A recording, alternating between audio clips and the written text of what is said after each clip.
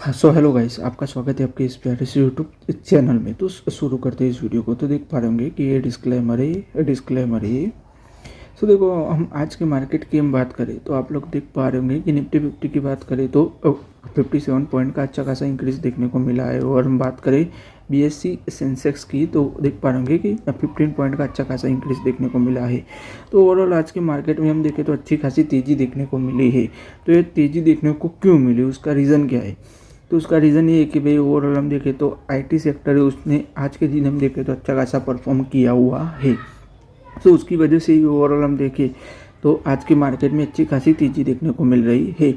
तो ओवरऑल जो IT sector था तो उसने अच्छा खासा रिकवर किया हुआ है आज के दिन हम देखें तो। और ग्लोबल आईटी की भी बात करें हम, राइट, नेस्डेक की भी बात करें तो उसके अंदर भी 1% की अच्छी खासी तेज़ी देखने को मिली है। तो उसी की ही वजह से ओवरऑल हम देखें तो आज के दिन हम देखें तो अच्छा खासा तेज़ी देखने को मिली है मार्केट में हम देखें तो। और आईटी सेक्टर में भी हम देखें निफ्टी आईटी में तो अच्छी खासी तेज़ी देखने को मिली है।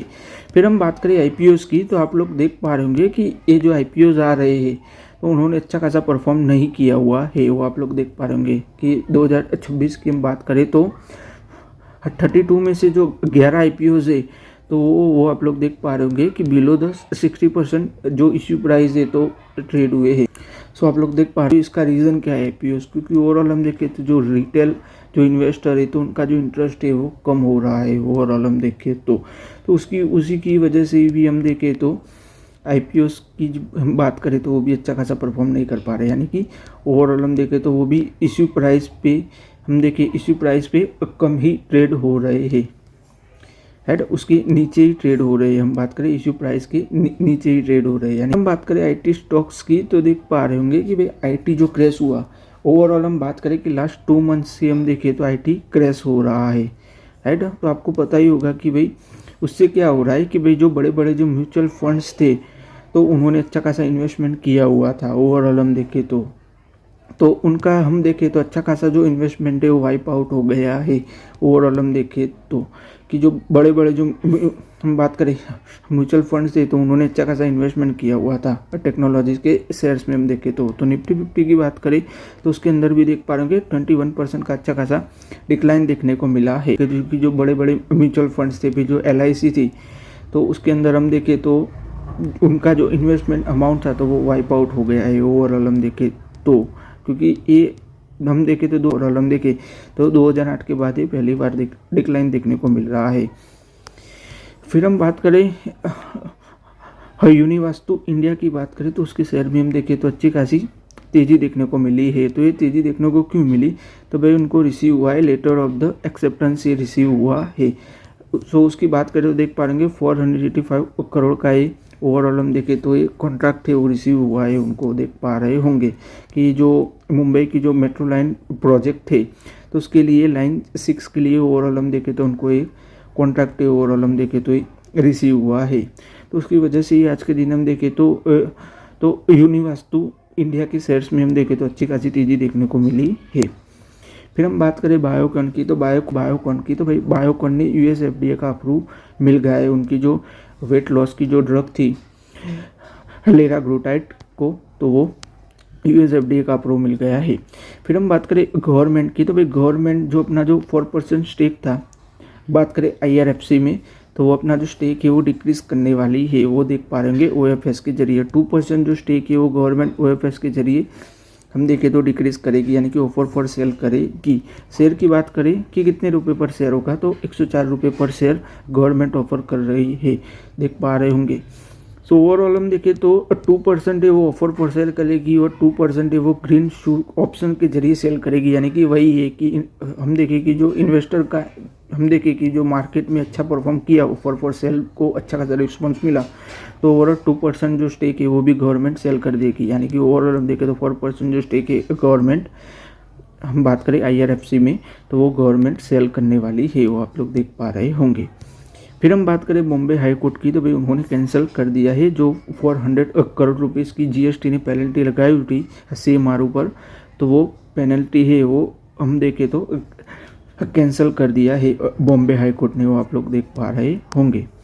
फिर हम बात करें कोफोर्स की तो कोफोर्स के शेयर्स में हम देखें तो अच्छी खासी तेज़ी देखने को मिली है। उसका रीज़न क्या है कि भाई उनको अच्छा खासा डील है वो रिसीव हुई है 5 ईयर के लिए। हम देखें तो कि जो उनका जो यूके का जो क्लाइंट था तो उससे ये डील है वो रिसीव हुई है। देख पा रहे होंगे $158 मिलियन की ये जो डील है वो रिसीव हुई है 5 ईयर के लिए। तो उसकी लिए आज के दिन हम देखें तो कोफोर्स के शेयर में अच्छी खासी तेज़ी देखने को मिल रही है।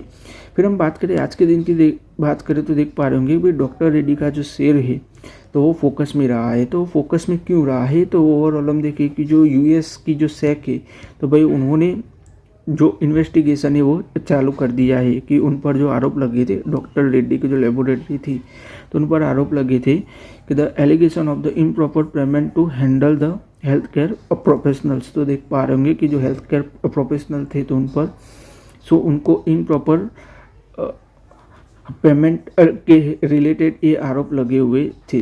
ओवरऑल हम देखें तो कि जो हेल्थ केयर प्रोफेशनल थे तो उनको इम्प्रॉपर पेमेंट के रिलेटेड आरोप लगे थे, यानी कि उनको हम देखें तो प्रॉपर पेमेंट नहीं दिया गया था। ओवरऑल हम देखें तो उसकी वजह से ही ओवरऑल हम देखें तो ऐसे आरोप लगे हुए थे। तो उसी के लिए यूएस सेक ने देख पा रहे होंगे इन्वेस्टिगेशन चालू की हुई है। उसकी वजह से हम देखें तो डॉक्टर रेड्डी के शेयर्स में हम देखें तो अच्छी खासी, यानी कि ओवरऑल हम देखें तो आज के दिन हम देखें तो डॉक्टर रेड्डी का शेयर फोकस में रहा है। अब फिर हम आगे देखें तो बात करें श्री रायसीला सीमा हाई स्ट्रेंथ हाइपो की बात करें, उनका जो Q3 का रिजल्ट आया उसकी हम बात करें।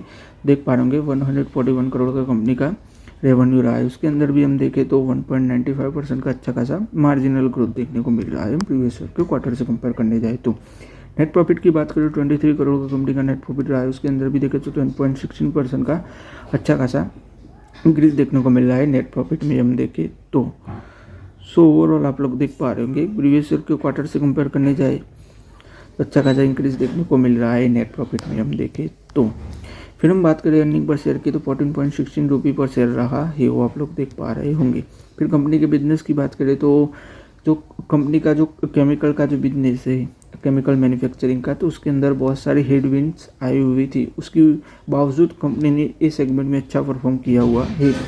एक्सेप्शनल आइटम्स की बात करें तो देख पा रहे होंगे कि भाई कंपनी के जो न्यू लेबर कोड लाया है तो उसकी वजह से कंपनी का जो प्रॉफिट है वो इम्पैक्ट हुआ है। फिर हम बात करें एसजी इंफ्रा की तो भाई उन्होंने हम देखें तो लोवेस्ट बीड है वो अप्लाई की हुई है नेशनल हाईवे के प्रोजेक्ट के लिए। बात करें कितनी बीड अप्लाई की हुई है तो देख पा रहे होंगे 1582 करोड़ के प्रोजेक्ट से, तो उसी के लिए उन्होंने अप्लाई किया हुआ है। आप लोग देख पा रहे होंगे प्रोजेक्ट की वर्क की बात करें तो 1582 करोड़ का प्रोजेक्ट है, तो उसी के लिए उन्होंने लोवेस्ट बीड है वो अप्लाई की हुई है।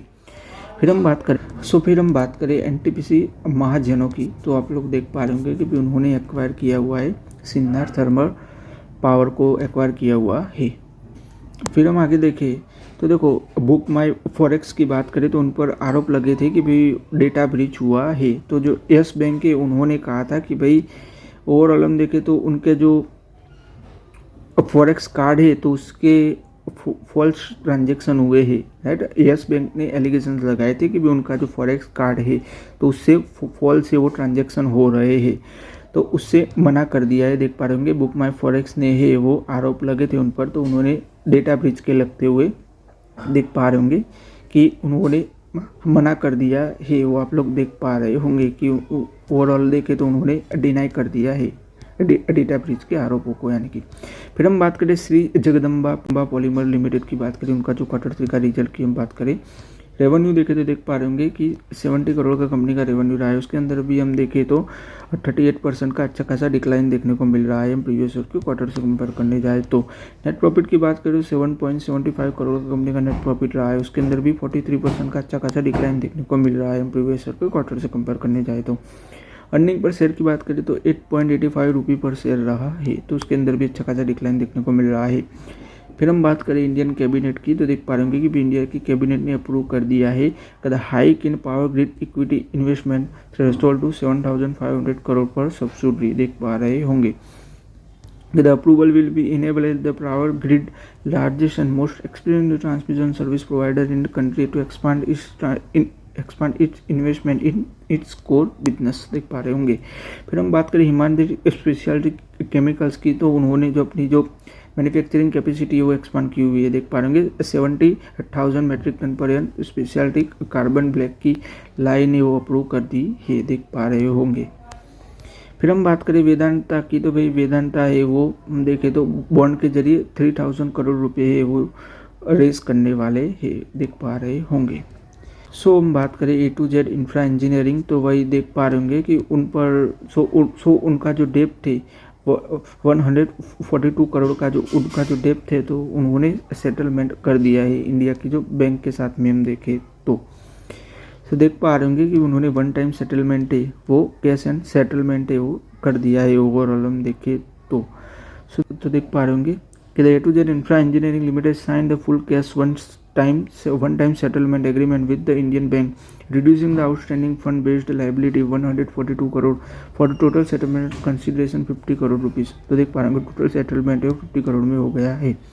फिर हम बात करें आदित्य वेलकर की, तो भाई जो सीनियर रिसर्च एनालिस्ट है उन्होंने कहा हुआ है, जो आप लोग देख पा रहे होंगे कि स्टील की प्राइस है वो आने वाले हम देखें Q4 में तो अच्छी खासी इंक्रीज होने वाली है, ऐसा उनका मानना है, वो आप लोग देख पा रहे होंगे।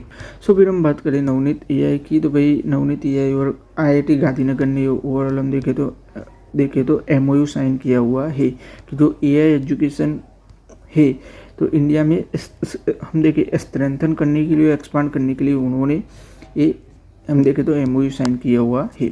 फिर हम बात करें टाटा पावर की, तो टाटा पावर ने MOU साइन किया हुआ है university of the Warwick के साथ में for the grid modernisation research, देख पा रहे होंगे ओवरऑल हम देखें तो।